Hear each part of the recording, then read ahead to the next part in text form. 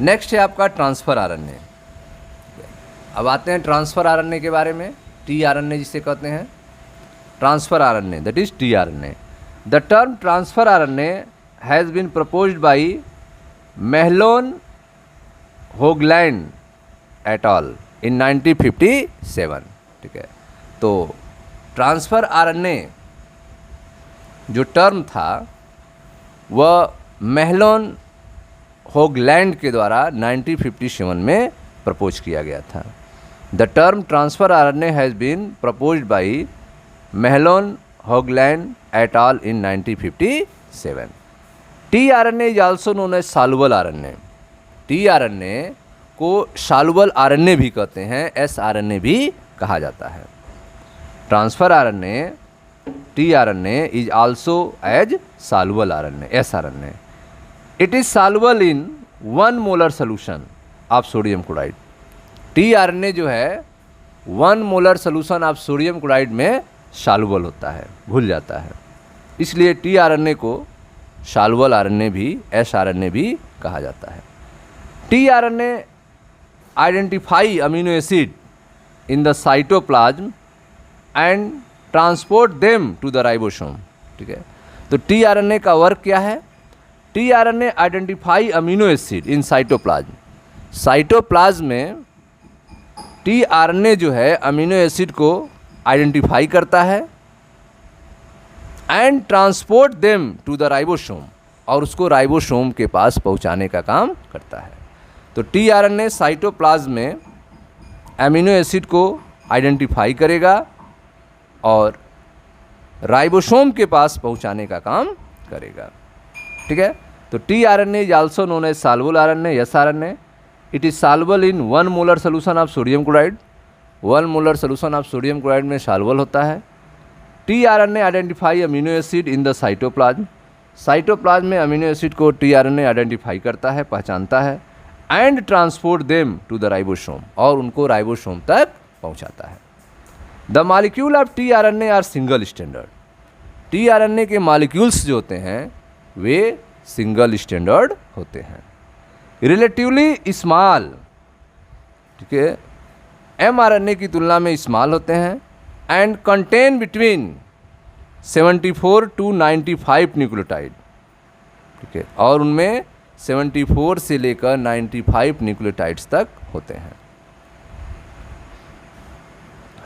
ठीक है, तो आरएनए में देखा जाए तो सबसे छोटा आरएनए जो है टी आरएनए है, सॉल्युबल आरएनए है, जो कि सिंगल स्टैंडर्ड का है, relatively small and contain between 74 to 95 nucleotides. इनमें 74 से लेकर 95 न्यूक्लियोटाइड्स होते हैं। And eukaryotic RNA polymerase third catalyses the synthesis of T RNA. ठीक है, तो आप देख रहे हैं कि जो eukaryotic RNA polymerase third enzyme होता है वह टी आरएनए के सिंथेसाइज को कैटेलाइज करता है, टी आरएनए के फॉर्मेशन को तेज करता है। ठीक है, तो eukaryotic RNA polymerase third catalyses the synthesis of T RNA. यह क्वेश्चन पूछा जाता है कि टी आरएनए के सिंथेसिस को कौन कैटेलाइज करता है, तो RNA polymerase third. The first person to determine the base sequence of T RNA molecule was Robert Holley. ठीक है, तो पहले पर्सन जिन्होंने टी आरएनए के बेस सीक्वेंस को डिटरमाइन किया था वो हैं Robert Holley. In 1965 the first person to determine the base sequence of T RNA molecule was Robert Holley. ठीक है, अब हम लोग देखेंगे टी आरएनए के स्ट्रक्चर के बारे में। टी आरएनए का स्ट्रक्चर कैसा होता है, तो ध्यान से देखें structure of T RNA.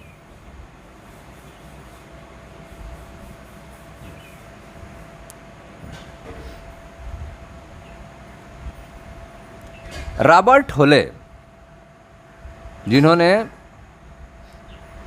Base sequence T RNA का डिटरमाइन किया था 1965 में, reported the base sequence of an alanine T RNA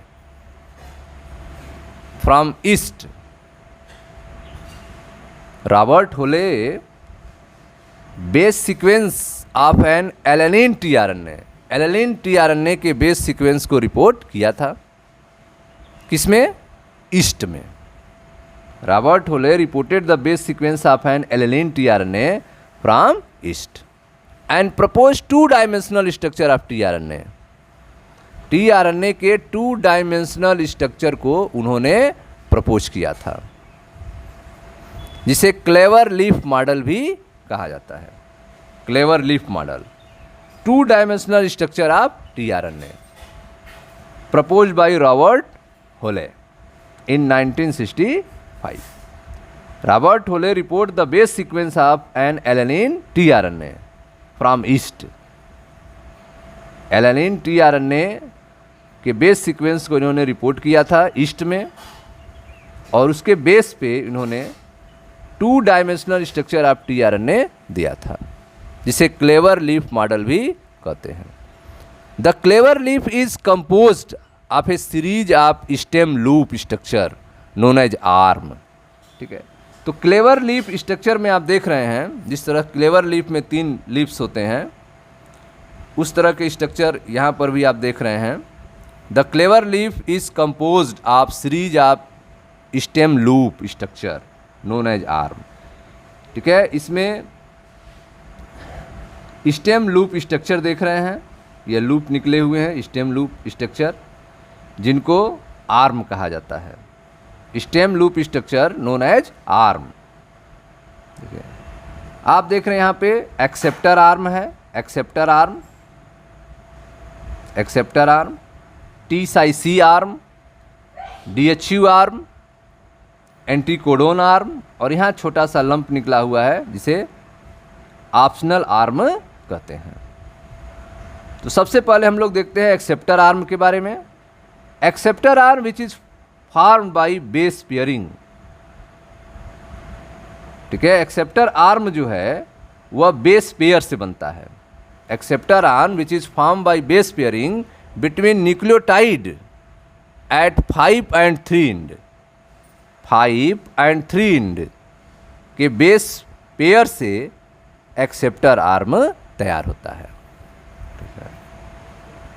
acceptor arm which is form by base pairing between nucleotide at 5 and 3 ends.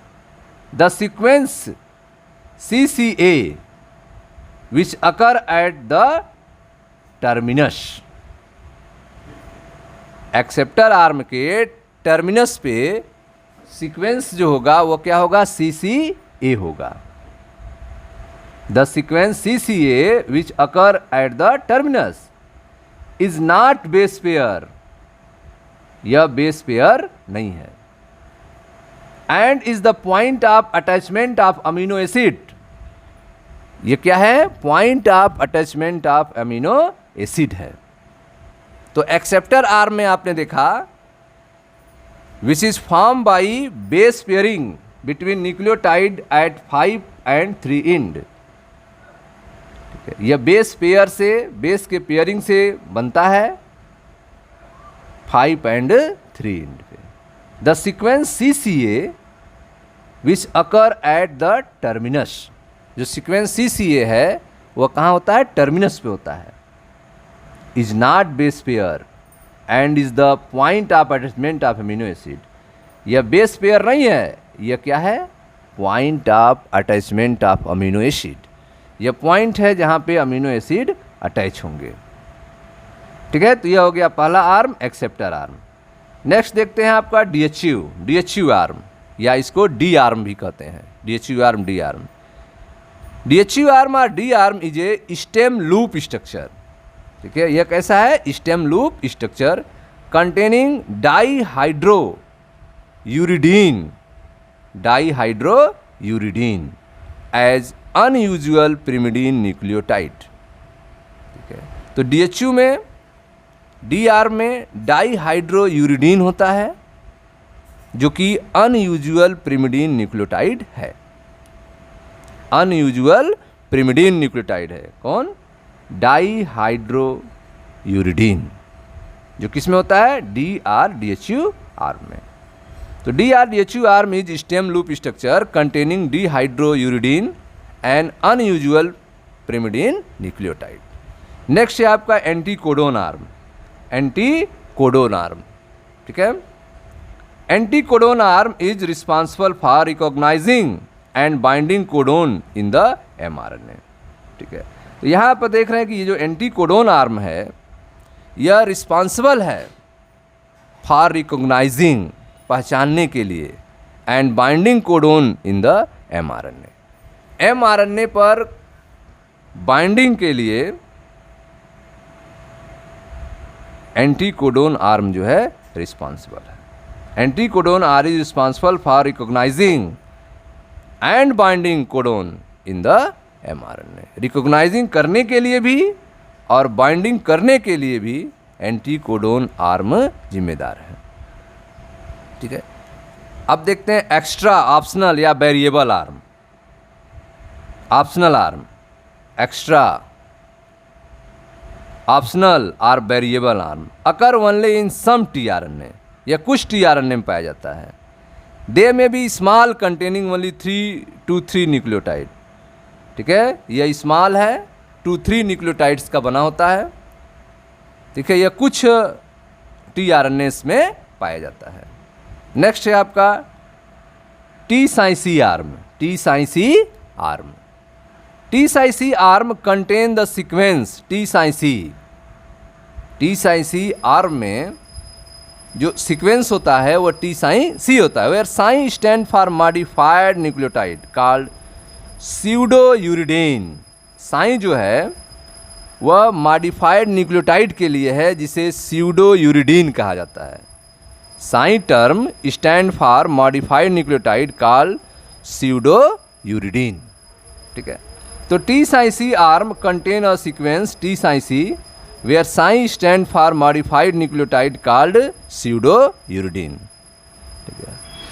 तो यह था आपका 2 dimensional structure of tRNA, जिसमें आपने देखा acceptor arm, DHU arm, anticodon arm, optional arm and T psi C arm, ठीक है। इनके मिलने से जो है आपका 2 डायमेंशनल स्ट्रक्चर ऑफ tRNA बनता है। 2 डायमेंशनल tRNA किसने दिया था?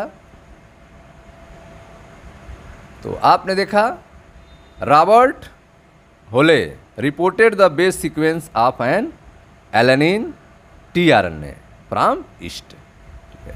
तो रॉबर्ट होले ने रिपोर्ट किया था base sequence of alanine tRNA from yeast में and propose 2 dimensional structure of tRNA, ठीक है। रॉबर्ट होले ने इस बेस पे 2 डायमेंशनल स्ट्रक्चर ऑफ tRNA दिया, जिसे क्लेवर लीफ मॉडल भी कहते हैं। The clover leaf is composed of series of stem loop structure known as arm. Clover leafs जो हैं वह स्टेम लूप स्ट्रक्चर हैं, जिसमें कई सारे स्टेम लूप स्ट्रक्चर हैं जिन्हें आर्म्स कहा जाता है। The clover leaf is composed of a series of stem loop structure known as arm. These include, इस आर्म्स में कौन कौन इंक्लूड होते हैं? तो इस आर्म्स में पहले होते हैं आपके acceptor arm which is form by base pairing between nucleotide 5 and 3 and. Acceptor arm जो हैं वे 5 और 3 एंड के बेस पेयर से तैयार होते हैं। The sequence CCA which occur at the terminus पे इनमें सीक्वेंस CCA होता है, इज नॉट बेस पेयर, यह बेस पेयर नहीं है, and is the point of attachment of amino acid, यह अमीनो एसिड के अटैचमेंट के पॉइंट्स हैं, ठीक। उसके बाद आपका होता है DRDHU arm, DRDHU arm. DRDHU arm is a stem loop structure containing dihydrouridine and unusual pyrimidine nucleotide, ठीक है। यह एक अनयूजुअल pyrimidine न्यूक्लियोटाइड है। Next anticodon arm is responsible for recognising and binding codons in the mRNA। Anticodon arm जो है वो आपका responsible है रिकॉग्नाइज के लिए, पहचान के लिए और बाइंडिंग के लिए codons in the mRNA।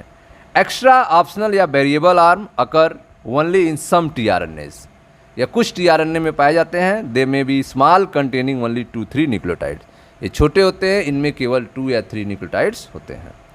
T psi C arm contain the sequence T psi C.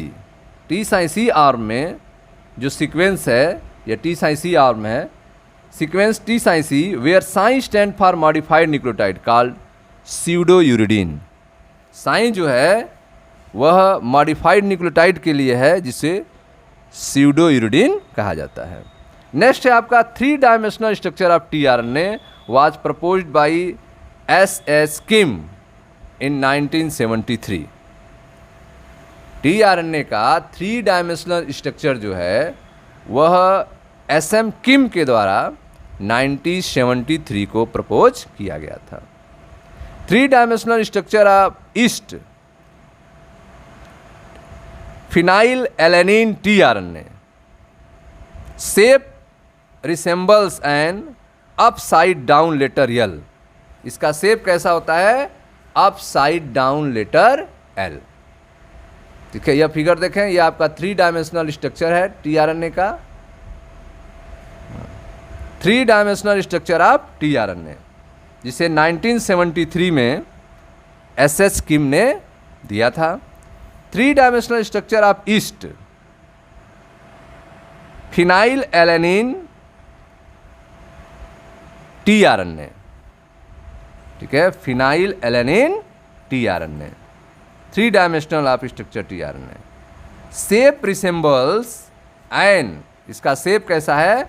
Upright down letter L, upright down letter L की तरह यह स्ट्रक्चर है, जिसमें आप देख रहे हैं यहाँ पे एक्सेप्टर आर्म है 5 to 3 acceptor arm, T psi C arm, T psi C loop है यहाँ पे, DHU loop, optional arm, anticodon arm, anticodon loop, ये आपका एंटीकोडोन है, यह DHU आर्म है। यह आपका 3 डायमेंशनल स्ट्रक्चर ऑफ टीआरएनए है।